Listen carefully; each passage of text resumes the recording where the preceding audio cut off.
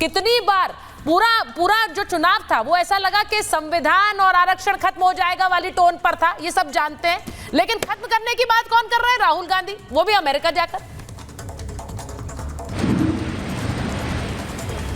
सुचारिता जी, भारतीय राजनीति की जो महाभारत है उसके पिछले 10 साल से राहुल गांधी ही केंद्र बिंदु है।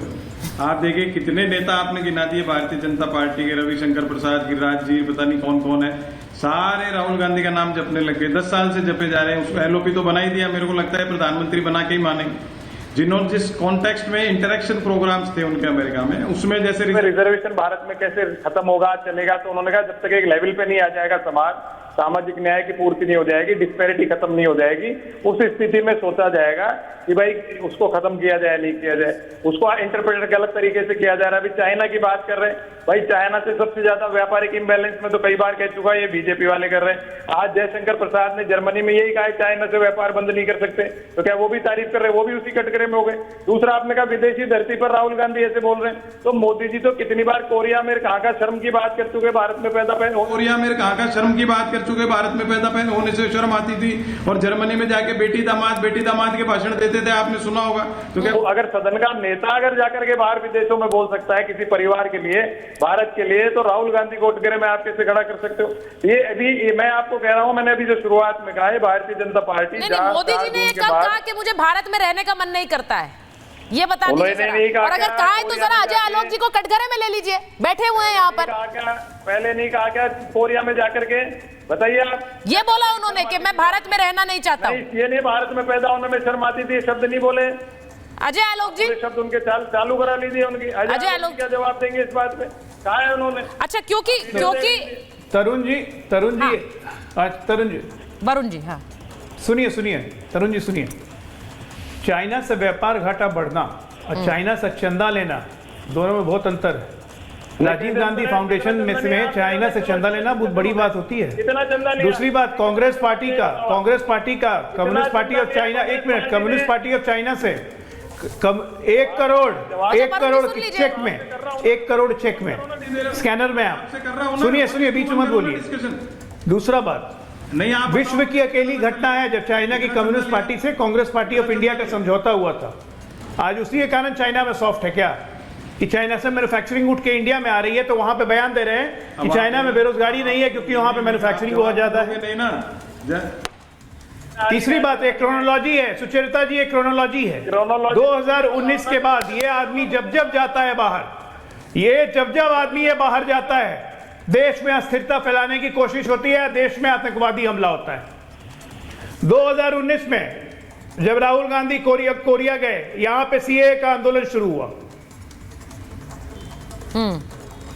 2024 में रामेश्वरम कैफे अटैक, ये आदमी कैम्ब्रिज में बैठ के भाषण दे रहे थे। और कल परसों में यहां पे 25 रेलवे टेरर एक्सीडेंट प्लान किया गया था, जो कि विफल हुआ। आज हो जाता तो आज ये बैठ के वहां पे ज्ञान वाचन कर रहे थे। देश में आतंकी घटना पे भी हेडलाइन मैनेजमेंट करने के लिए आते हैं। अजय जी, ये तो बहुत सीरियस एलिगेशन लगा रहे हैं आप, बहुत सीरियस झूठा नैरेटिव। मैं तो क्रोनोलॉजी बता रहा हूं, आप निकाल के देख लीजिए, आप रिसर्च कर लीजिए। मैं क्रोनोलॉजी बता रहा हूं। हेडलाइन मैनेजमेंट के लिए किसी भी स्तर तक गिर सकते हैं ये लोग, किसी भी स्तर तक। सत्ता चाहिए किसी भी कीमत पे। ये बात हमें भी कई बार लगती है कि जिस तरह का बयान वो देते हैं। 5 दिन छोड़ के कैम्ब्रिज गए क्यों? अजय जी, मैं सिर्फ ये पूछना चाह रही हूँ, ऑपरेशन ने साफ बता भी दिया कि वो कैम्ब्रिज इंडिया में पैसे देके मैनेजमेंट किया गया कार्यक्रम था। अभी थोड़ी देर पहले ये सवाल उठा इस डिबेट के दौरान के कौन से लोग हैं, किन के बीच वो बैठे हैं, ये कौन से कार्यक्रम में वो जाते हैं, तो जाहिर है राहुल जी को पता होगा, राहुल गांधी को पता होगा वो कौन से कार्यक्रम में जा रहे हैं। ये इस तरह के सवाल, अब वो एक तरह से उन सवालों के जवाब देते हैं, उन सवालों में खुद फंस जाते हैं, या फिर वो पहले से तैयारी करके जाते हैं कि इस तरह का एक एजेंडा इससे सेट होगा। किशोर तिवारी जी, एक बार आपके पास आ रही हूं। आप तो हमेशा ये कहते रहते हैं, आपकी पार्टी और आपके नेता तो सनातन का सम्मान, सनातन की बात करते रहते थे, या तो देश का सम्मान भी पीछे रह गया। नहीं, मैं अजय आलोक ने जितने आरोप लगाए हैं, चाहता हूं कि भारत सरकार उस पर इंक्वायरी करे और लेके आए। जी ने जो कुछ कहा कि आरएसएस के बारे में पैसा रोका नहीं था, यहाँ की संस्कृति ये सनातन है, यहाँ संप्रदाय जो है वो संप्रदाय पद्धति अलग अलग करते हैं, लेकिन उन्होंने जो प्रजातांत्रिक संस्थाएं हैं उसके बारे में आए वो सत्य है। ईडी, सीबीआई हो, सीजीआई हो, गोगोई का प्रकरण ले आप, या इलेक्शन कमीशन की अपॉइंटमेंट ले लो, उनका बर्ताव ले लो। मोदी जी ने प्रजातंत्र में बहुत ज्यादा चढ़ लाए है, और इतना क्या कि भ्रष्टाचार की परिसीमा कर दी है। मैं ऑडियो ठीक कराऊंगी, उसके बाद वापस आऊंगी। ऑडियो आपका ढंग से आ नहीं पा रहा है, लेकिन जो बात अभी रविशंकर प्रसाद ने प्रेस कॉन्फ्रेंस के दौरान कही है वो बहुत इंपॉर्टेंट है। बोलिए बोलिए अजय जी, बोलिए। इनको एक बात, किशोर तिवारी जी को एक बात बता दीजिएगा, राहुल गांधी जी ने भाषण दिया है, प्लेट में खाना सजा के नहीं दिया है, जिसमें लड्डू भी है, पेड़े भी हैं, मिठाई भी है, करेला भी है। तो लड्डू तो खा रहे हैं, करेला छोड़ दे रहे हैं। सेलेक्टिव नहीं होना चाहिए। जो भाषण है वो देश विरोधी है या नहीं वो बताएं सीधे। देश का अपमान करने वाला भाषण है या देश का सम्मान बढ़ाने वाला है? क्या है ये? लीडर ऑफ ऑपोजिशन को शोभा देता है क्या? क्या उद्धव ठाकरे जो लीडर ऑफ ऑपोजिशन है महाराष्ट्र के बाहर जाके महाराष्ट्र की बुराई करेंगे? Exactly, that's the point. जो बात अजय जी ने कही है, जरा उद्धव ठाकरे ये बता दीजिए, सीधा सवाल का जवाब दे दीजिए। किशोर जी वो कह रहे हैं कि उद्धव ठाकरे क्या महाराष्ट्र से बाहर जाकर महाराष्ट्र का अपमान करेंगे? बोलेंगे महाराष्ट्र रहने लायक नहीं है, मैं वहां रहूंगा नहीं?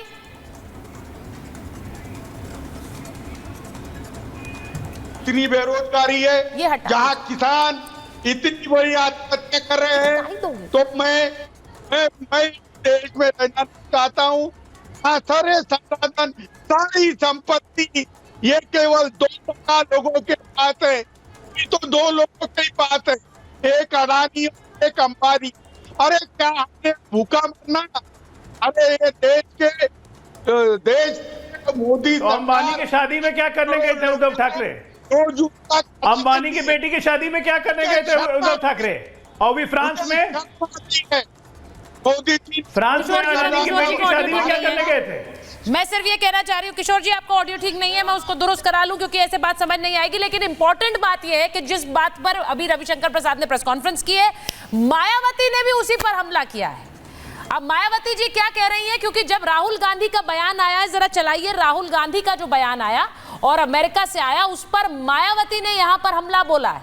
और वो सीधे कह रही है कि राहुल गांधी जो हैं वो आरक्षण विरोधी हैं। राहुल के नाटक से आप सतर्क रहिए, आरक्षण खात्मे का कांग्रेसी षड्यंत्र है ये। वो ये भी कह रही हैं कि आरक्षण और संविधान बचाने का सिर्फ नाटक करते हैं, कांग्रेस की आरक्षण विरोधी सोच है। मैं फिर बता रही हूं आपको, ये इसलिए कह रही है क्योंकि राहुल गांधी ने अमेरिका में एक बयान दिया है और आरक्षण के बारे में उनसे सवाल पूछा गया था। कॉन्टेक्स्ट की बात नहीं है अजीज खान साहब, कॉन्टेक्स्ट यही था। सवाल उनसे पूछा गया कि आप इस आरक्षण व्यवस्था के बारे में क्या सोचते हैं, और उन्होंने उसका सीधा जवाब दिया कि जब परिस्थितियां होंगी तो हम इस आरक्षण को हटाने के बारे में विचार करेंगे। अगर ये बयान अजीज खान साहब, अनंत विजय जी, अजय आलोक जी, अगर ऐसा कोई बयान बीजेपी का शीर्ष नेता दे देता, अनंत विजय जी, अगर बीजेपी का कोई शीर्ष नेता दे देता तो आज क्या परिस्थितियां होती इस देश में? तो अभी अचानक से पूरे देश में संविधान के प्रतियों की बिक्री बढ़ गई, और आपके पैनल में जितने INDI गठबंधन के लोग बैठे सब वो लाल किताब हिला रहे होते कि भारतीय जनता पार्टी के नेता ने संविधान को भी खत्म कर दिया और आरक्षण को भी खत्म करने जा रहे हैं। देखिए, ये राहुल गांधी ने आरक्षण पर बोला है, ये उनकी पार्टी की और उनके परिवार की विरासत नहीं है। राजीव गांधी जी ने भी आरक्षण के खिलाफ बोला था, आरक्षण वालों को बुद्धू या जाने कोई ऐसा शब्द उपयोग किया था, उन्होंने उसके पहले भी एक बहस हो चुकी है आरक्षण को लेकर। तो आरक्षण को लेकर भारतीय जनता पार्टी पर कितने आरोप ये लोग लगाते हैं या भारतीय जनता सहयोग लगाते हैं, खुद का दामन उतना साफ है या नहीं, इनको आत्महत्या करने की आवश्यकता है। क्योंकि जहां भी इनको मौका मिलता है, जहां भी इनको अवसर मिलता है, ये आरक्षण के विरुद्ध में बात करते हैं।